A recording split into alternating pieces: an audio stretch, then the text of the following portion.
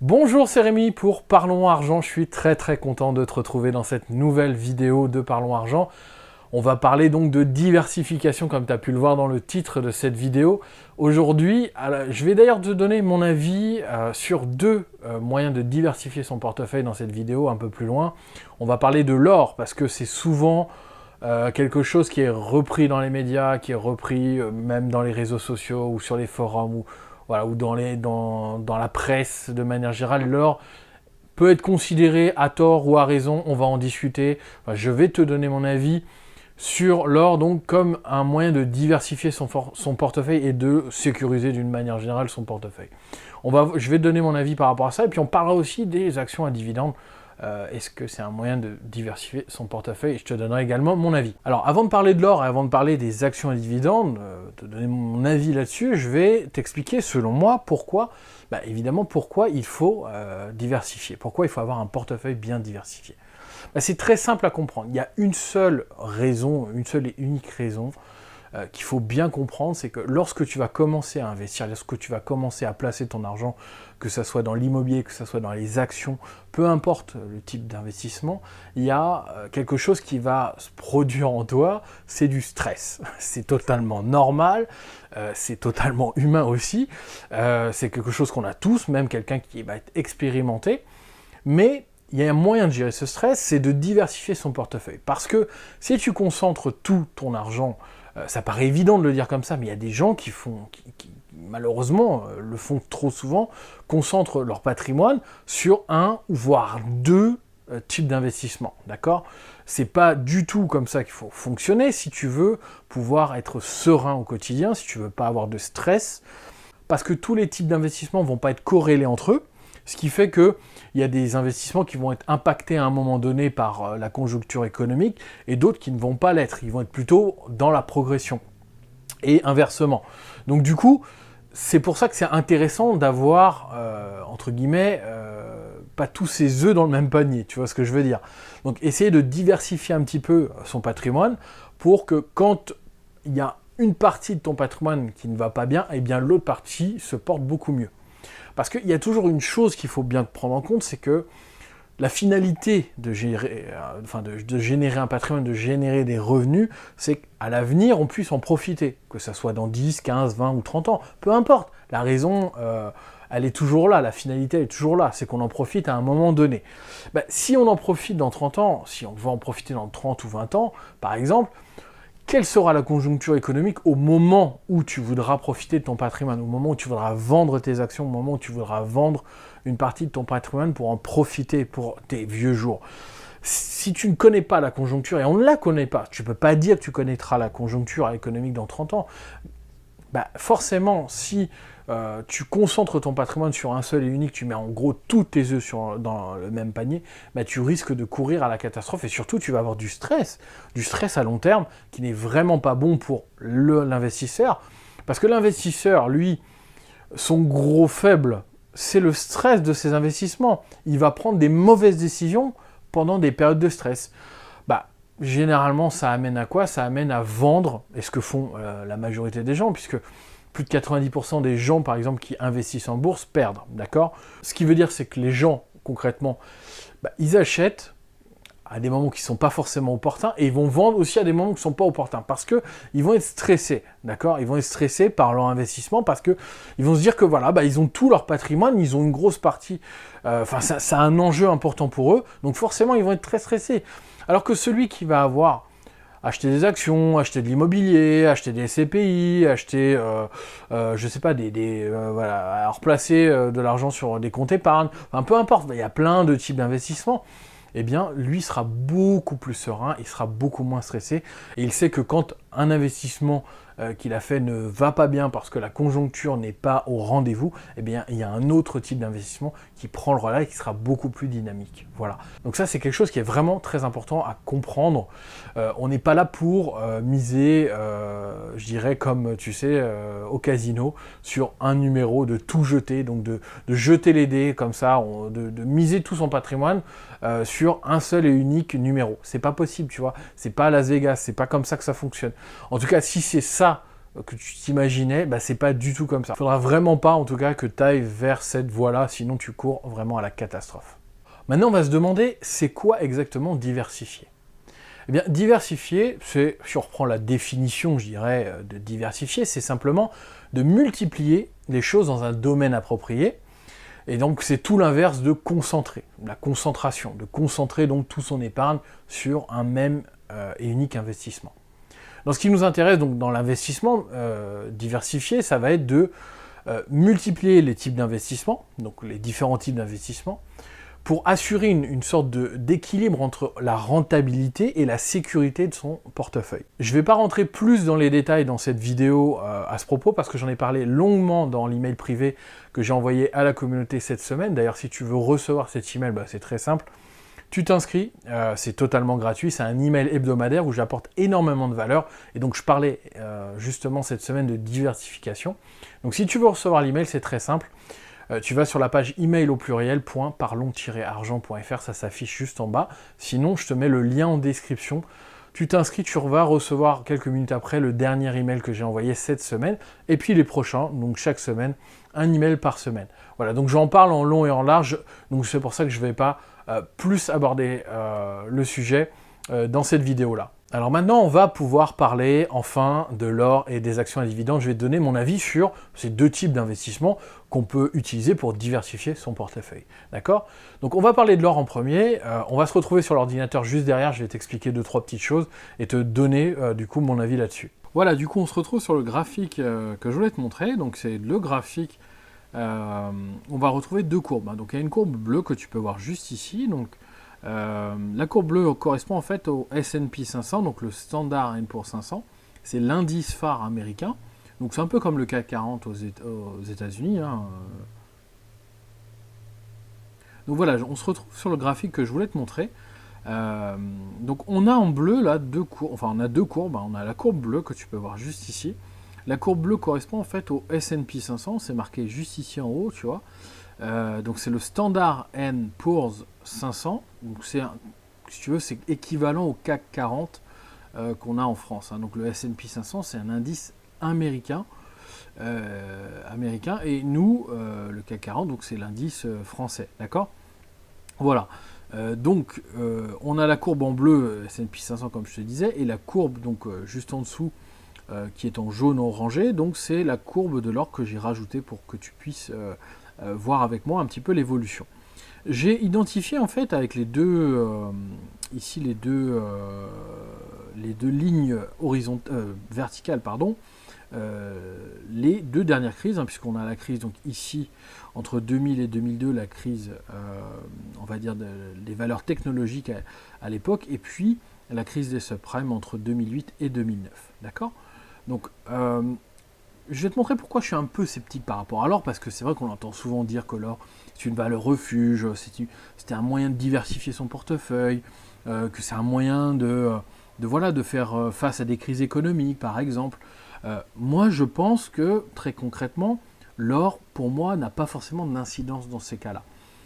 Et je ne serai pas acheteur de l'or, sauf pour éventuellement faire du trading, tu vois, mais c'est pas la question aujourd'hui. Donc, on va regarder un petit peu combien on avait perdu, grosso modo. Donc on peut partir à peu près de là, pendant la crise économique de 2000, à peu près 42%, d'accord? Et on regarde l'or, qui nous avait fait progresser à peu près de 15%, d'accord? Donc oui, là, sur la première crise, on peut dire que l'or a été bénéfique. Si on avait réussi à identifier le moment où on allait perdre énormément, parce que ça c'est toujours pareil, est-ce que toi tu es capable d'identifier le moment où le marché va se retourner? C'est pas sûr, c'est même quasiment impossible d'identifier je dirais le plus haut au moment où ça va se retourner. Donc si tu avais été capable d'identifier ça, évidemment tu aurais gagné 15% avec l'or, d'accord? Et si tu avais été capable aussi, je dirais, d'identifier le plus bas avant que le marché se retourne et reparte à la hausse assez fortement. Donc là, on pourrait dire dans la première crise que oui, l'or a fait office, en tout cas de stabilisation, au moins peut-être que tu n'aurais pas eu 15%, mais peut-être 5 à 10% de plus-value entre les deux. Mais voilà, c'est quand même assez positif si on compare évidemment aux 42% de pertes sur la même période pour le Standard & Poor's. Concernant la crise en fait de 2007-2008, on va regarder un petit peu combien on a perdu. Grosso modo, on est plutôt aux alentours des 47%, comme tu peux le voir. Donc 47%, ça commence à être assez sérieux. Là où on avait, je dirais, une progression relativement faible sur l'or, bah, là, c'est un peu plus compliqué parce que on arrive à une période où, oui, certes, attends, on est où ici, tac. Si on regarde plus ou moins du début à la fin, on serait plus ou moins en positif ou légèrement en négatif, d'accord ? Le problème, c'est que là, on se rend compte que l'or a très rapidement suivi, pendant la crise de 2008-2009, suivi à la baisse, je dirais, le cours des marchés. Puisqu'on a perdu, par rapport au plus haut, 26 à 27%. C'est énorme quand même. Hein. Est-ce que tu aurais été capable, je dirais, même si effectivement, si on regarde du début à la fin, on est plutôt, allez, on va dire, pour être gentil, hein, on est plutôt flat, on est plutôt resté je dirais à zéro. Donc on n'a ni gagné ni perdu, mais est-ce que, encore une fois, tu aurais été capable d'identifier le plus haut et le plus bas? C'est pas certain. Et surtout, est-ce que si tu avais acheté de l'or, imaginons, est-ce que tu aurais été capable de garder ta position à moins 25 ou moins 26%? C'est pas certain. Parce que si l'or perd moins 26% et que derrière tu vois que le S&P se casse la gueule et que tu perds 30-40%, je ne suis pas certain que tu aies vraiment la capacité, je dirais, mentale de garder une position et perdre 20-30% comme ça. C'est quasiment impossible. Donc, dans le cas de la dernière crise économique, hein, qui est vraiment la dernière crise qu'on connaît aujourd'hui, hein, donc c'était il y a plus de 10 ans, eh bien, c'est impossible de dire vraiment si là, l'or a fait office de stabilisation. En tout cas, moi, je pense clairement qu'un investisseur particulier qui ne s'y connaît pas et qui n'est pas capable d'identifier des sommets et des points bas, ne peut pas se rendre compte et ne peut pas acheter au meilleur moment et ne peut pas, je dirais, gagner dans ce genre de position-là. Donc là, je dirais que l'or n'a pas forcément d'intérêt. On va juste simplement regarder le cours sur les dernières années, hein, les derniers mois, dernières années. On voit que l'or est en train de repartir un petit peu à la hausse là, sur ces derniers temps. Parce qu'en fait, très, très concrètement, on voit que le prix était en dessous de cette droite de tendance et puis le prix vient de casser cette droite de tendance courant mai-juin. Et là, on part fortement à la hausse après avoir stagné et plutôt baissé sur la longue période depuis 2013 où les marchés boursiers ont considérablement augmenté. Donc aujourd'hui, on ne peut pas dire si on est en phase on arrive à une crise ou pas. C'est impossible de dire puisque on se posait déjà la question en 2015-2016 et au final, les prix sont repartis à la hausse.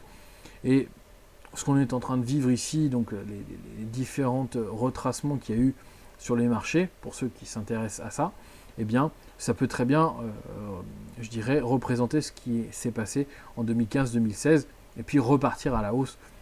Ça, on en est, voilà, on ne peut pas savoir du tout à l'avance ce que sera fait les marchés boursiers.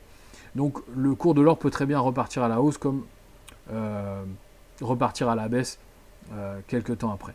Voilà, juste pour terminer sur l'or, je pense que ça peut être intéressant de posséder de l'or physique, donc pas de l'or, je dirais, comme un produit financier, comme je t'ai montré juste derrière. C'était le cours de l'or, donc un produit financier qu'on peut acheter, d'accord, et vendre. Donc ça peut être intéressant d'avoir de l'or physique en cas de coup dur, je pense, parce que c'est toujours un moyen, je pense, une monnaie d'échange assez facile, qui sera toujours facile d'utiliser. Même si il faut imaginer vraiment le pire, parce que honnêtement, je pense que si tu en arrives à échanger de l'or contre des services ou des biens, c'est que vraiment le monde va très mal. Donc, et est-ce que c'est le cadet de tes soucis de pouvoir faire ça? Je ne suis pas totalement convaincu du bienfait d'en posséder, même si voilà, quelques centaines, voire milliers d'euros, ça peut jamais faire de mal, évidemment, mais une partie importante de ton patrimoine, je pense que c'est pas du tout utile. Voilà. D'autant plus que les frais, généralement, à l'achat et la revente en physique, sont relativement élevés. Parlons maintenant du coup des actions à dividendes. Alors les actions à dividendes, juste pour résumer pour tous ceux qui ne savent pas ce que sont les actions à dividendes, eh bien, simplement des sociétés qui versent un dividende constant, donc ils vont verser de manière régulière un dividende chaque année, et en progression. Donc on peut aussi considérer les entreprises qui vont faire stagner leur dividende et puis le faire progresser, mais surtout pas le diminuer. Ça peut être la première définition, mais la vraie définition, ça va être vraiment les sociétés qui vont faire progresser le dividende chaque année. Donc le dividende va augmenter chaque année, il ne va pas baisser, même en temps de crise. Ce sont des entreprises qui ont fait progresser le dividende. D'accord? Donc c'est un type d'entreprise qu'on peut caractériser de cette manière-là. Parce que ça fait partie de leur ADN, ça fait partie, je dirais, de la stratégie d'entreprise, de fidélisation de son actionnariat. Ce type d'investissement est intéressant parce qu'effectivement, en temps de crise, généralement, l'entreprise aura toujours tendance à faire progresser le dividende et ne pas à diminuer le dividende, alors que généralement le cours de son action va plutôt diminuer, parce que voilà, on est en crise économique et que la confiance dans les marchés n'est pas du tout au rendez-vous. Donc c'est plutôt un gage de qualité parce que tu vas quand même avoir des revenus même en temps de crise, ce qui va avoir pour impact de diminuer en fait l'impact de la baisse du cours de l'action. Parce que si ton rendement il est de 5 ou 6% et que l'action perd 10%, eh bien finalement la baisse réelle, si tu veux, du cours de l'action sera seulement de 5%, puisque on aurait eu 5% de rentabilité et 10% de baisse. Dans les autres avantages qu'on pourrait citer des entreprises à dividendes, enfin des actions à dividendes, eh bien c'est l'avantage d'avoir des bons rendements sur le long terme. Parce que l'entreprise va faire progresser son dividende dans le long terme, comme on le disait, eh bien forcément ton rendement va progresser. Parce que toi, tu auras acheté l'action à un prix donné et un rendement donné, mais si le dividende progresse, eh bien ton rendement va progresser évidemment avec le temps. Donc c'est quelque chose qui est plutôt très intéressant. Si on prend les inconvénients, eh bien l'inconvénient direct, c'est qu'au départ, généralement, quand tu vas investir dans ce genre d'entreprise, le rendement va être relativement faible. Généralement même inférieur à d'autres actions qui peuvent offrir tout de suite 4, 5, 6, 7, 8% de rendement. Ça arrive, ça existe. Généralement, ce genre d'actions, donc les actions à dividendes, vont plutôt proposer du 2 ou 3%. 3%, c'est déjà quelque chose qui est plutôt correct, même très correct. Tu as certaines entreprises qui sont au-delà de 3 ou 4%, mais c'est relativement rare. On va plutôt commencer aux alentours des 2-3%, voilà, pour faire progresser à l'avenir donc le dividende. L'autre inconvénient qu'on pourrait citer sur les actions à dividendes, c'est de savoir est-ce que la conjoncture économique sera bonne au moment où je vais revendre mes actions, où je vais vouloir revendre mes actions. Il faut se dire qu'on ne peut pas la connaître, la conjoncture économique. Si tu arrives en 2001 ou 2002, tu arrives à la retraite, tu veux revendre, tu as perdu 40% de ton portefeuille, même si tu es en positif parce que ça fait 20 ou 30 ans que tu possèdes les actions, bah, tu te retrouves quand même à te dire, bon voilà, je suis dans le creux de la vague, c'est quand même dommage de revendre à ce moment-là. Et ça, tu peux pas le savoir. Donc forcément, c'est quand même un inconvénient, même si tu restes en positif sur le long terme. Donc il faut quand même bien le prendre en compte lorsque tu veux investir dans des actions à dividendes. La dernière chose qu'on pourrait citer, c'est évidemment qu'une entreprise peut faire faillite. Ça paraît évident. Tu investis dans une entreprise, même si c'est une entreprise multinationale, leader du marché, enfin peu importe, une entreprise peut faire faillite. Ça, c'est clair et net, d'accord ? Donc c'est quelque chose qu'il faut quand même garder à l'esprit. Même si tu investis dans une très bonne entreprise, ça peut arriver que l'entreprise fasse faillite, ça c'est sûr. Malgré tout, si on part de ce principe-là, on sait qu'on peut aussi anticiper ce genre de choses. Parce qu'avant que l'entreprise fasse faillite, il va y avoir des rebondissements, l'entreprise va annoncer des mauvais résultats sur plusieurs trimestres, plusieurs années, et avant qu'elle fasse vraiment faillite, voire même qu'elle soit rachetée, voilà, il y a plusieurs possibilités qui s'offrent à elle, d'accord ? Donc c'est quand même quelque chose qu'il ne faut pas oublier parce que on a tendance à penser en investissant dans les grands noms des actions internationales que voilà, bon, c'est des entreprises qui vont exister toute leur vie. Non, pas forcément. Donc il faut quand même, il faut surtout ne pas l'oublier. Voilà, j'aurais pu parler de d'autres types d'investissements, mais aujourd'hui je voulais faire un focus sur l'or qui fait souvent la une des médias quand il y a une crise économique, et puis les actions à dividendes que je maîtrise plutôt très bien, et dont je peux te parler. D'ailleurs, si ça t'intéresse, je te mets le lien en description, si tu veux recevoir du coup le guide des actions à dividendes. C'est un guide totalement gratuit, tu peux le recevoir. C'est le deuxième lien en description. Si tu veux recevoir donc le guide des actions à dividendes, donc c'est une introduction aux actions à dividendes où je t'explique un petit peu ce que j'ai expliqué là, et puis je rentre un peu plus dans les détails sur quels sont leurs avantages, comment investir, enfin voilà, je te parle un peu de tout ça. Donc si tu veux recevoir le guide, le lien est en description, c'est le deuxième lien. Voilà, j'espère que ça t'a plu. On se retrouve de toute manière très bientôt dans une nouvelle vidéo. Je te dis à très bientôt. Allez, ciao!